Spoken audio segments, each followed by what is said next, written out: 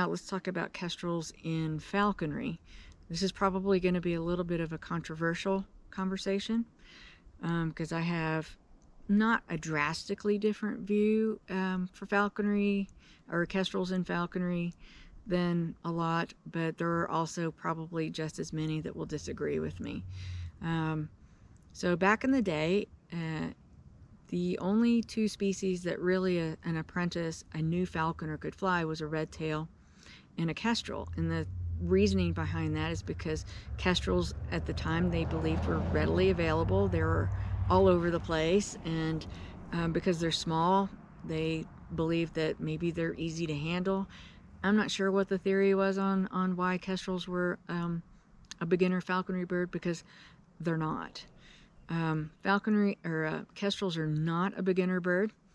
I don't think a beginner falconer should ever fly a kestrel, and any apprentice I have does not.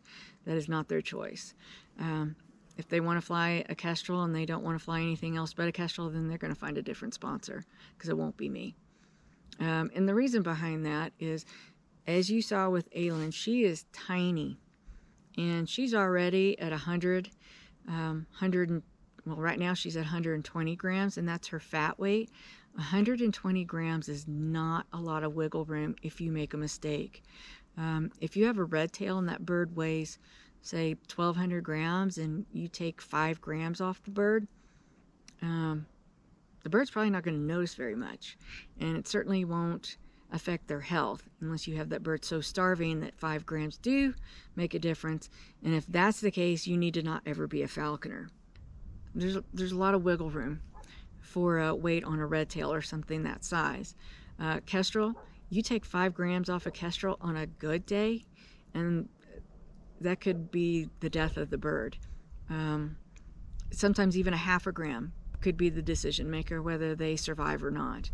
And if you get that weight wrong and you get a cold snap at night, your bird may not be alive in the morning.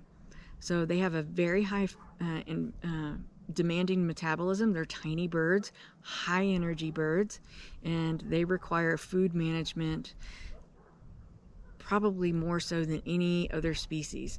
Falcons in general have a very narrow window for weight. You get them too fat, they're going to bug off. You get them too low, then you got other problems. You got health issues, you got energy issues, you got maybe even death issues. So there's just a very, very narrow window. Hawks, you got a bigger window, but kestrel, it is super narrow. And a new falconer just cannot put the bird's life on the line to figure out if your apprentice has the wherewithal to keep this bird alive. Now, I'm gonna caveat that with is, are there some apprentices that have flown kestrels and got, great success and did really well with them? Absolutely. Can it be done? Absolutely. But you don't know who that person is.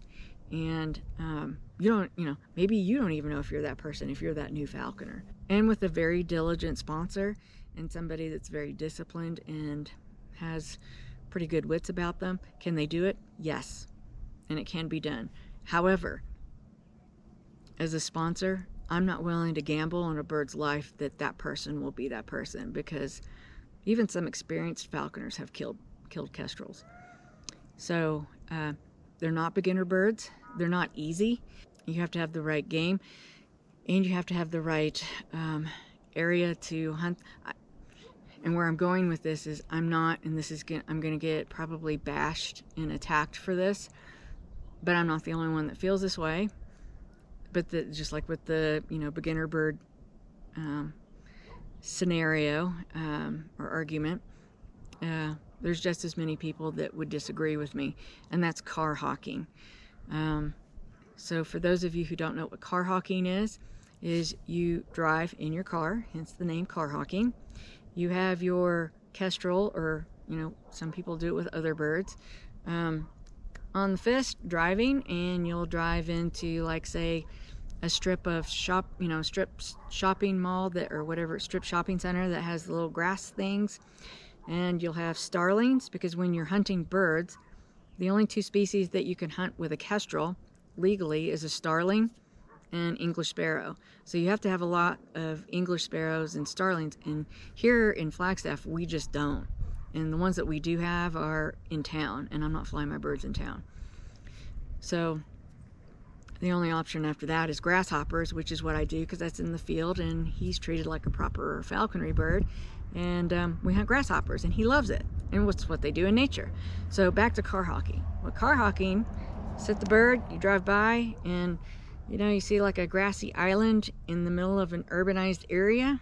You know, so think of your suburban neighborhood, and they'll spot a starling, and the bird shoots out the window from here to very short distances to the flock of starlings that they're hunting, and that's how they catch. And then the car is still rolling, and the falconer has to stop the car and run out and shut the door and hope that there's not other cars driving at the same time. And it's just not, that's not falconry. That's not falconry. It's disrespectful to the bird, it's disrespectful to the prey, and it's just incredibly unsafe. And if that's all you can do for falconry, you might want to think about doing something else.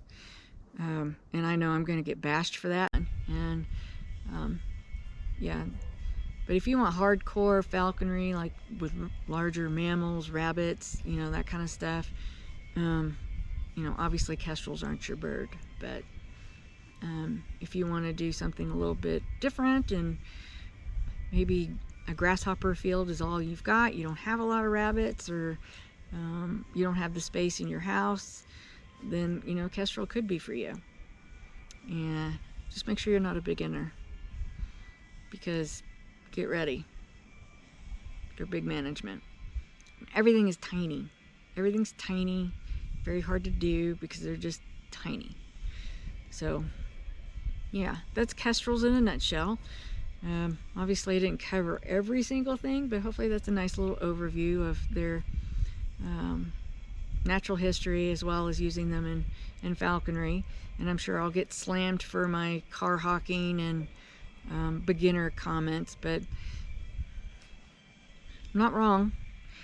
It's just, you know, those people won't agree because they do it and have gotten away with it so far. So they're just vulnerable, and you got to be responsible regardless of the species. But you know, when you're that little, it's just the chances of getting themselves into trouble is more. So if you do choose to fly a kestrel in falconry, be prepared to be very disciplined and not complacent, and to be a little stressed out sometimes. Well, a lot of times. I will never forget the vision of Finley being snatched out of the air by a Cooper's hawk and then being carried away screaming right before my eyes, and there was nothing I could do about it. And that is a vision that I will not want to remember for a long time. It was horrible. But he survived, and I'm grateful that he's here. So if you have any questions about kestrels at all, don't hesitate to reach out. If you have any questions about kestrel or microfalconry, don't hesitate to reach out at all. And I hope you enjoyed this video, and I hope you enjoyed kestrels.